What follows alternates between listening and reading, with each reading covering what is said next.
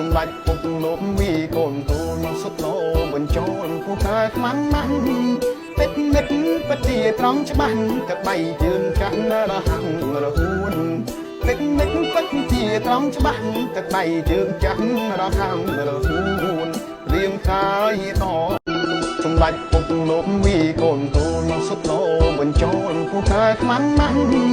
ពេជ្រនិតបទាត្រង់ច្បាស់កបៃជើងចាស់រហ័ងរហួន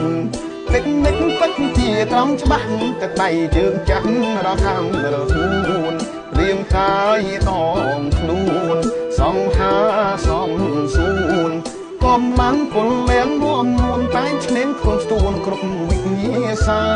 បន្ទាប់ពីតែការងារជាតិសម្បត្តិពុកឆ្លៀត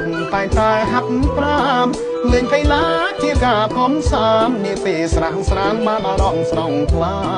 លេងកីឡាជាការកំសាន្តនាពេលស្រាំងស្រានបានអារម្មណ៍ស្រងថ្លាពុកសែនសង្ហាពុកសែនសង្ហាទាំងកាយទាំងចិត្តវិចាកំឡាំងខ្លាំងក្លាមានសុខភាពល្អព្រះជន្មលោកពុកច្រើនហើយថាមកពលនៅឡើយដូចជាយំពវ័យអង្គអាចប្រាជ្ញាវៀនវ័យកម្រិតថ្មីដៃជាថៃណាកអង្គអាចប្រាជ្ញាវៀនវ័យកម្រិតថ្មីដៃជាថៃណាកសូមប្រហានប្រទានពរ